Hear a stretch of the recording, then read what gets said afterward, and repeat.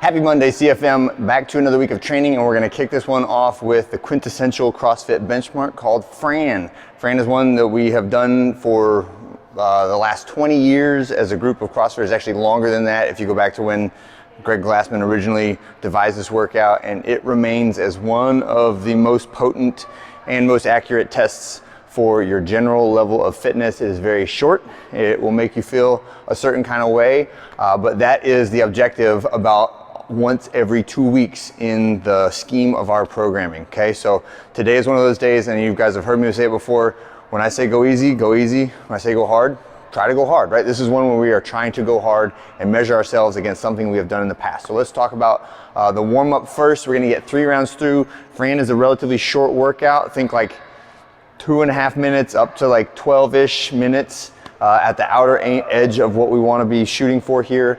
So our warm-up is going to be longer. We're gonna do 3 rounds through, progressively quicker each round. So the first round, 3 minutes of cardio. Second round starts with 2 minutes of cardio. Third round starts with 1 minute of cardio. You can choose whatever you want: jog, bike, row, shuttle run, burpee, etc.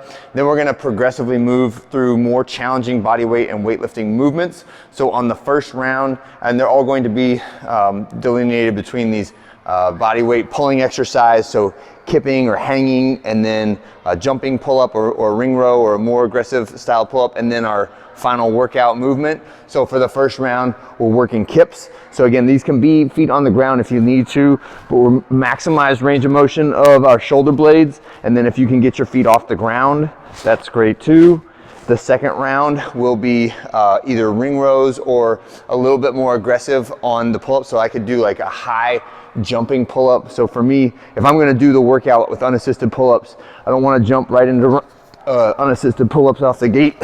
So I'll just do a handful of jumping pull-ups so I can practice my rhythm and get that range of motion without applying the full load of my body. And then on the third round, now I'm going to either kipping pull-up, butterfly pull-ups, or whatever it is that I want to do for that workout. And for Fran, if you're new to Fran, a jumping pull-up at a relatively challenging difficulty or a ring row are probably my top 2 starting points.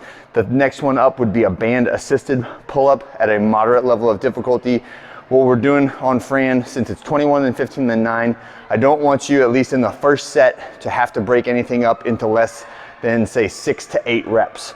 If you can't do 6 to 8 reps at whatever resistance of these 2 exercises that we've got, then it is too much resistance. Either there's too much weight on the bar or there's too much resistance on your body weight pulling exercise, okay? So think 6 to 8 reps minimum when we're starting off, and then recognize that by the end you may be so tired that you're down to 1s and 2s, all right? And that's okay. All right, the other exercise is a thruster. So for the first round, it's just going to be air thruster. So that is my squat width stance, thumbs at my shoulder, squatting all the way down, and then up and extend the arms in one motion, okay?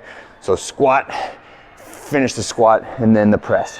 Second round will be using a barbell. So with my bar, squat, press overhead. Again, first round, think empty barbell only. Second round, or third round, go say 2/3 of the weight you're gonna use for Fran. And then after we're done with the entire warm-up, we're practicing some mini rounds of Fran. And I like to do this with just a very short set of thrusters, so like 3 to 5 reps, and then an immediate transition to your pull-ups. So Fran is one of those ones where your transition times, the amount of time that you take between setting the barbell down and going to your pull-up bar, can be significant. So if I was going to use this pull-up bar, I would set my bar up like right next to it, minimum. Like if I could do 1-2 steps and be right at the bar, that's one of those little secret time wasters in workouts that can help you to get a little bit better time on it. And it's also a strategy that some people use to intentionally put their barbell across the room from their pull-up rig so they can have like a little built-in rest. And I say for today, try to eliminate, squeeze that rest out of it, challenge yourself to barely just put the barbell down and immediately get up on the bar for your pull-ups, okay?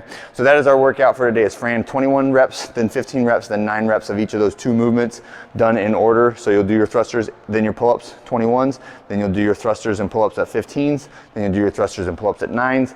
And again, my target for your median time is under 8 minutes.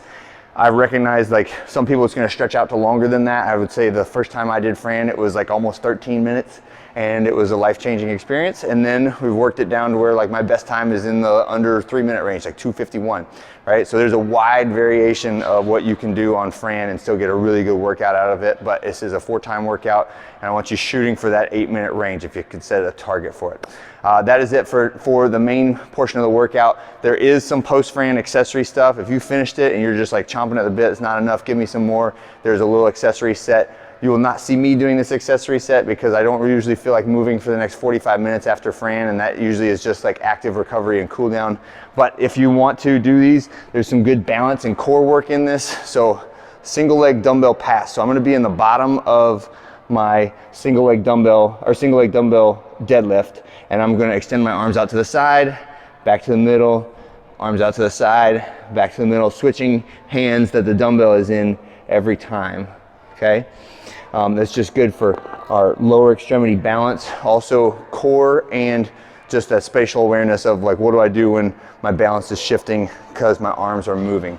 All right, next one, some single leg hops, just the length of the room. Single leg hops, what we're practicing on primarily is recycling the opposite hand and knee motion, right? So as I swing that foot forward, I am using my opposite knee to generate momentum forward and coupling that with the hand on the same side that's jumping.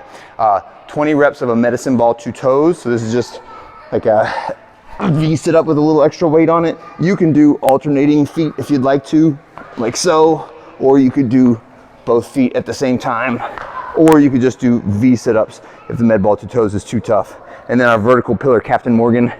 So the vertical pillar, think of elbow contact up through my fingertips, right? That's my vertical pillar. And then I'm just stepping left and right into my Captain Morgans.